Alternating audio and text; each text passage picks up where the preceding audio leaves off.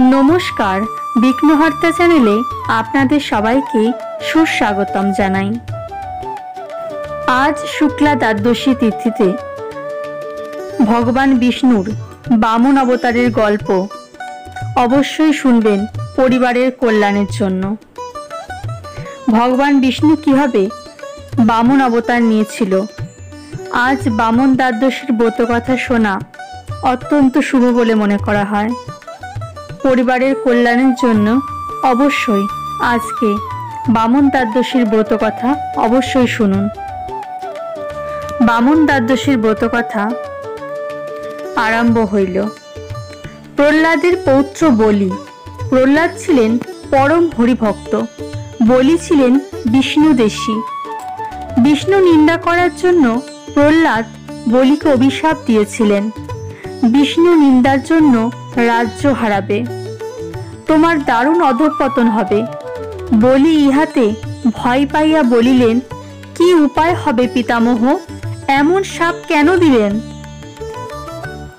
प्रह्लाद बलिलेन, उपाय आबार कि, श्रीहरिते भक्तिजन जन्मालेई सब फिरे पाबे।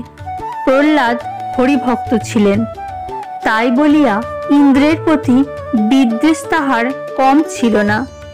देवतादेर तिनि शत्रु बलियाई मने करितेन। 100 बत्सर धरिया प्रह्लाद देवतादेर संगे अविरत युद्ध चालान।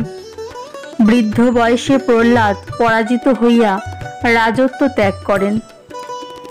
तिनि पौत्र बलिके राज्ये अभिषिक्त करिया गन्धमादन पर्वते तपस्यार जन्य चलिया जान। बलि राजा हइया देवतादेर संगे युद्ध चालाइते थाकेन। बलिर अंतरे विष्णु भक्ति तखनो जागे नाई। पितामहेर अभिशापेर फल फलिल। इंद्र विष्णुर सहायताय बलिके राज्य भ्रष्ट करिलेन। इंद्रेर भये बलि नाना स्थाने लुकाइया बेड़ाइतेन।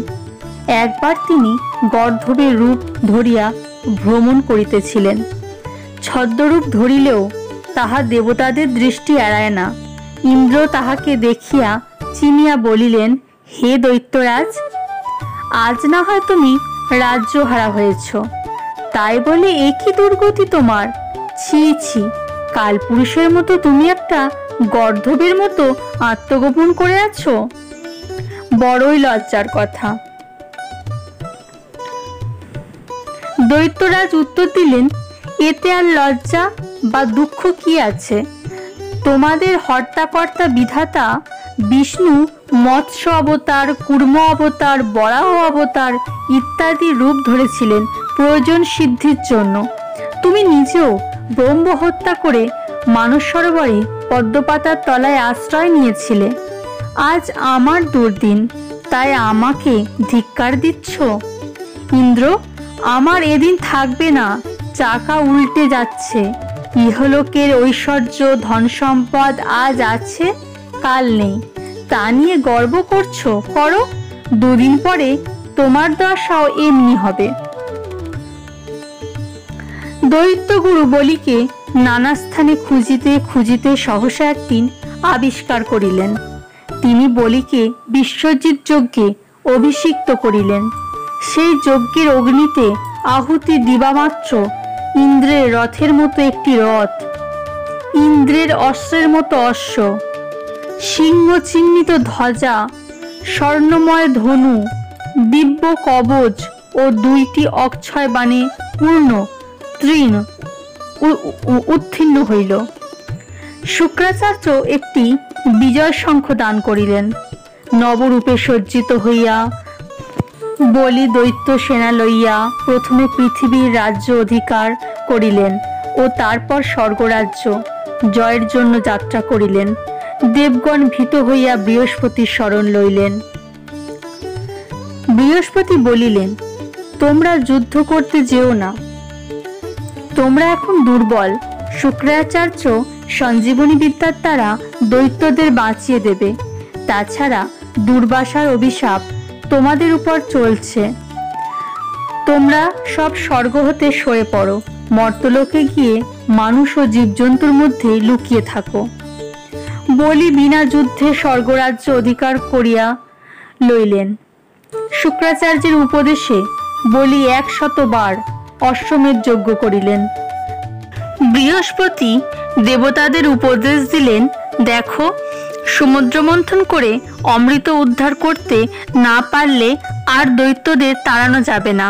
অমৃত পেলে তোমরা অমর হয়ে যাবে। শুক্রাচার্যের সঞ্জীবনী বিদ্যা তখন বেশি অনিষ্ট করতে পারবে না। সমুদ্র মন্থন খুব দুরূহ কাজ, তোমরা একা পারবে না। দৈত্য ও দেবতা 2 দল মিলে মন্থন করতে হবে। বলির কাছে গৃহে প্রস্তাব করো, ওদের সাহায্যে সমুদ্র মন্থন করে অমৃত উঠলে ফাঁকি দিয়ে তোমরা অমৃত ভাণ্ডটা অধিকার করে নিতে পারবে। বিষ্ণুর সঙ্গে পরামর্শ করো। দেবগণ বলির সঙ্গে সাক্ষাৎ করিয়া সমুদ্র মন্থনের প্রস্তাব করিলেন। বলি সম্মত হইলেন। দেবতারা দৈত্যদের সঙ্গে যোগ দিয়া সমুদ্র মন্থন করিয়া অমৃত অধিকার করিলেন। তাহাতে দেবাসুরে সংগ্রাম ঘোরতর হইয়া উঠিল। দেবতারা কিছুতেই স্বর্গরাজ্য হইতে দৈত্যদের তাড়াইতে পারিলেন না। দেবতা মা অদিতি বিষ্ণুর শরণাপন্ন হইলেন।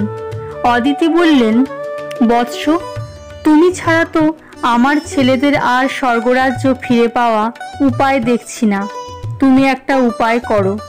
বিষ্ণু বলিলেন, মা, প্রতিকার করবার জন্য তোমার গর্ভেই আমি একবার জন্ম নেব, তুমি নিশ্চিত হইয়ে যাও। এবার আমি বামন হয়ে জন্মাবো। শ্রী বিষ্ণু অদিতির গর্ভে বামন রূপে জন্ম লইলেন। কয়েক বৎসর পরের কথা, নর্মদা তীরে ভিগুকচ্ছ নামক স্থানে বলি একটি বিরাট যজ্ঞ করিলেন। সে যজ্ঞে বলি যে যাহা চাহিতেছিল তাহাই দান করিতেছিলেন। বামনদেব সেই যজ্ঞস্থলে অতিথি হইলেন।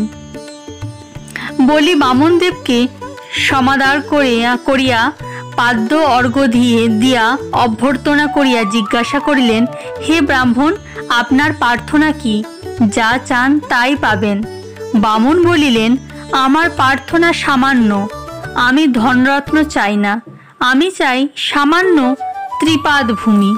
শুক্রাচার্য দেখিয়া বুঝিলেন এই বামন নিশ্চয়ই ছদ্মবেশী বিষ্ণু, ইহার উদ্দেশ্য ভালো নয়। বলিকে তিনি বলিলেন, মহারাজ সাবধান, এই বামন যা চাইবে তাই দিতে সম্মত হবেন না। এই বামন এসেছে আপনাকে ছলনা করতে। বলি বলিলেন, আমি যখন অঙ্গীকার করেছি তখন ইনি যা চান তাই দেবই। দান করিবার আগে আচমন করিতে হয়। আচমনের জল যাহাতে বলি না পান সেজন্য শুক্রাচার্য ভূঙ্গারের মধ্যে প্রবেশ করিয়া জলরোধ করিলেন। ভূঙ্গার ভরা অথচ জল পড়ে না। তখন বামন একটি কুশ লইয়া ভূঙ্গারের নলের মধ্যে খোঁচা দিলেন, তাহাতে শুক্রাচার্যের একটি চোখ কানা হইয়া গেল। যাই হোক, বলি আচমন করিয়া দানে উদ্যত হইলেন। বামনদেব তখন বিশ্বরূপ ধারণ করিলেন। এক পায়ে তিনি পৃথিবী, অন্য পায়ে তিনি স্বর্গ আক্রমণ করিলেন। তাহার নাভিদেশ হইতে তৃতীয় একটি চরণ নিঃসৃত হইল। বামনদেব বলিলেন, এই পদটি কোথায় ফেলব দৈত্যরাজ? প্রহ্লাদের পৌত্র বলি রক্তের মধ্যে হরিভক্তি ছিল, সেই ভক্তির চরম নিদর্শন দেখাইবার সময় আসিয়াছে। বলি তৃতীয় পদের জন্য নিজের মাথা পাতিয়া দিলেন। ত্রিবিক্রম বামনদেব বলির মাথার উপর তৃতীয় পদ রাখিলেন। বলি চিরদিনের জন্য বন্দী হইলেন। স্বর্গমর্তে আর বলির ঠাঁই হইল না। বলি পাতাল আশ্রয় করিলেন, তিনি পাতালে রাজা হইয়াই থাকিলেন। দেবতারা বামনের ছলনায় স্বর্গরাজ্য ফিরিয়া পাইলেন। হরিও চিরদিনের জন্য বলির কাছে বন্দী হইয়া রহিলেন। বলি দৈত্য হলেও অবশেষে বিষ্ণুর নিকট পরাজিত হইলেন, তাই তিনিও ভক্তে পরিণত। বামন দ্বাদশীর ব্রতকথা সমাপ্ত হইল। আপনাদের সবাইকে বামন দ্বাদশীর অনেক অনেক শুভেচ্ছা ও হার্দিক শুভকামনা জানাই। যারা এখনো বিঘ্নহর্তা চ্যানেলটিকে সাবস্ক্রাইব করেননি অবশ্যই সাবস্ক্রাইব করবেন, লাইক করবেন এবং শেয়ার করবেন। অবশ্যই কমেন্টে লিখবেন ওম নারায়ণায় নমঃ।